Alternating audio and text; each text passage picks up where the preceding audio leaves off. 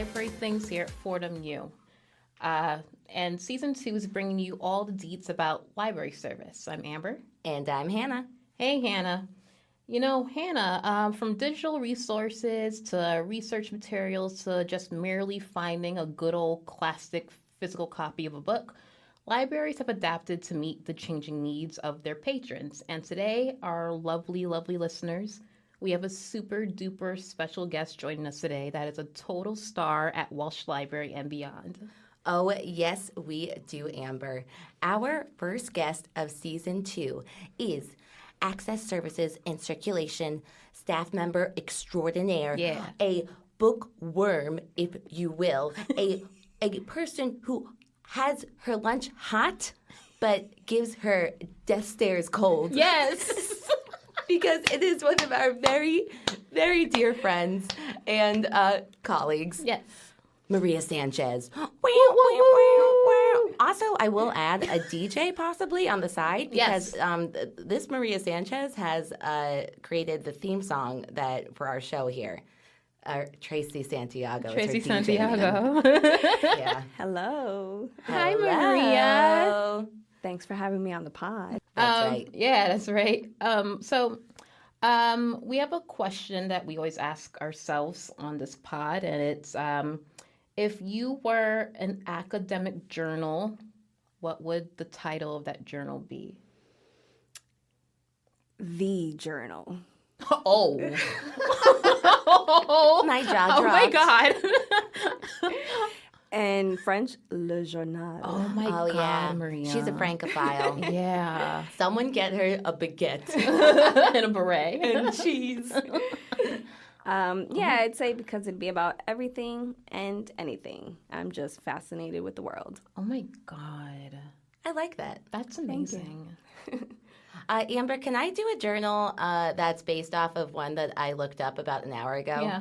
It's called Dentistry 3000. It's a real academic journal. I just looked it up because I have this wound in my mouth. TMI, sorry. and it's an open access journal, so anyone can in the World Wide Web can access it. And it's called Dentistry 3000. Interesting. Yeah. You'd be the Hannah edition. The Hannah edition. The 3000. It was Maria's edition. Yeah. 3000.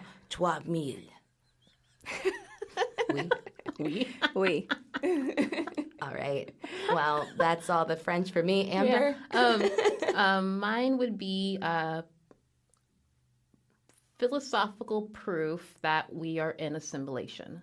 Ooh. Because, Explorative study. Absolutely. Because this can't be real life. You know? Oh, I mean, I hear you, but we're getting a little woo-woo now. What? A little woo-woo. I don't understand. Like woo-woo. We're living in an illusion. Oh. Like woo. Oh. You know, like Matrixy, like woo-woo. Yeah. The crystals, woo. supernatural. Yeah. Yeah. Something in the water isn't clean. Yeah, it's definitely a not necessarily peer-reviewed journal. It's like it's self-published. Self-published. Your journal's self-published. 1,000% It's not backed by a university peer review. It's just a hunch. Yeah. And it starts off with Cincinnati Zoo. That's right. We won't get Hannah started on that one. R.I.P. Harambe. This is a different podcast on certainly a different platform. Like that kind of goes in extreme waters. But I will say before we begin, that's right, Maria, and R.I.P. Harambe the gorilla. So, back to the library. Yeah. Maria. Yes. Our guest. Your name is Maria, so we've got that covered. But can you explain a little bit, just to give a little intro about yourself, what, how, why you got interested in libraries or access services and circulation, and why you found yourself working at Fordham University? Picture Dominican Republic, 1991. My heart. I'm there. I'm there. I'm teasing. So I went to a Jesuit university for college. Shout out to Fairfield University. And as a student worker, I worked at the library because my heart is in books. And when I graduated, I thought, what do I want to do? Where do I want to work? And I couldn't help but see myself at the library. So that's how I applied for the job, got the role. So at Fordham, I'm the Access Services and Circulation staff. And in the Circulation and Reserves Department, we manage the physical part of the library. So the space and the materials, that includes booking studying rooms, even the furniture, the books, the physical collection. And I would say, circulation, we're the heart of the library. Yeah. The circulatory system, everything goes through us. That's right. Maria and I are still in circulation, and Amber used to be. Yeah. If you go back to our very first episode, I asked Amber how the down below library was, where she is now. The lower level. Lower level, the dungeons, because now she's in cataloging, but wait, right? Yeah. Okay. I mean, of course. Yeah, you're right, Hannah. But, yeah, we're kind of like the jocks. The front of house, I guess. Maria's totally right. Yeah. All right. Well, that's a very nice story. Thank you for sharing with us. Yeah, like what are the key or some of the key responsibilities and tasks that you handle in your role and the department? So I'd say three main things: customer service, maintaining the stocks, and supervising student workers. So for customer service, we're helping our patrons with their library accounts, checking out books, scanning requests, etc. Maintaining the stocks, again, the physical nature of it, making sure the books are where they need to be. Same with the furniture. If something breaks, we want to get that fixed.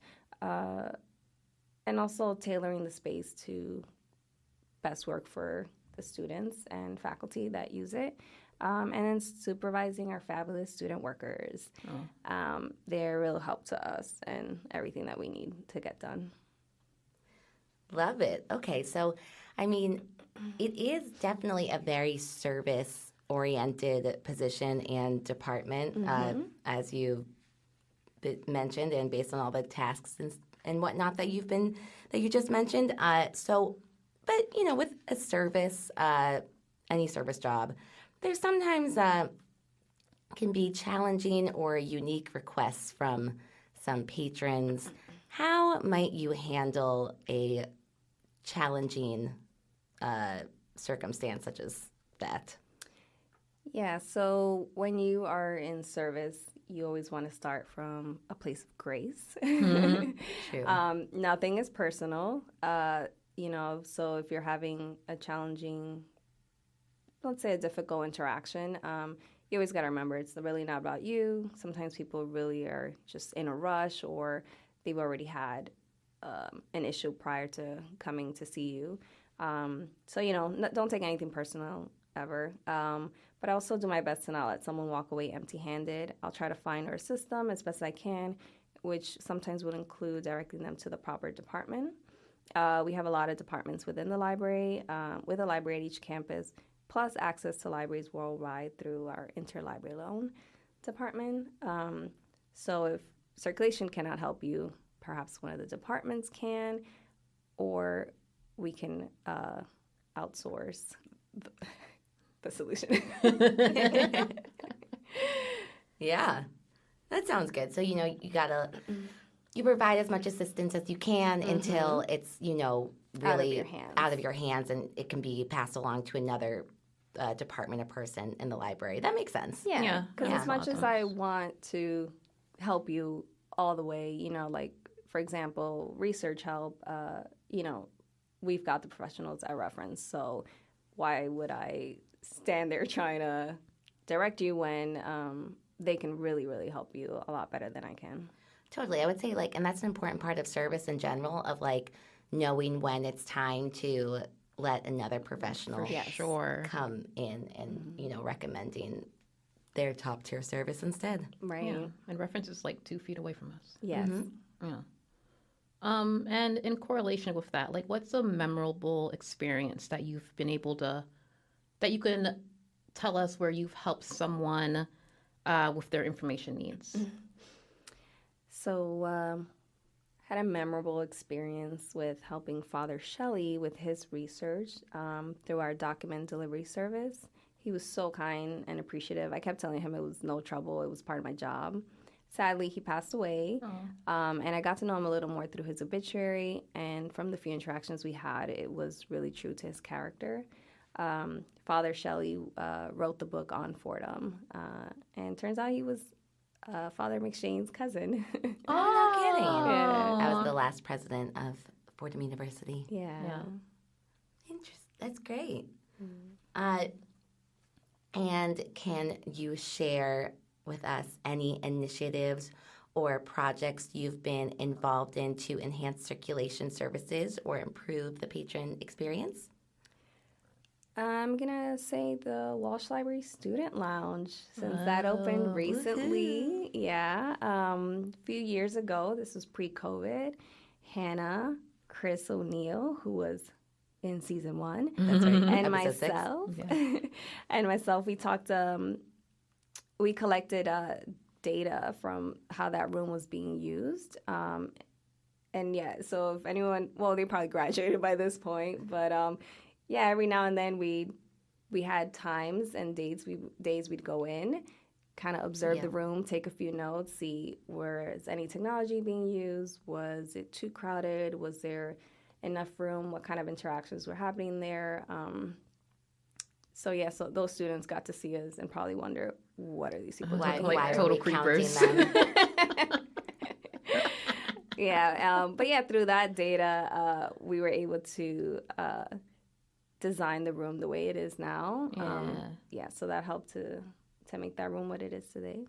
Totally. Yeah, check out the new Walsh Library Student Lounge if you're in the building. Yeah.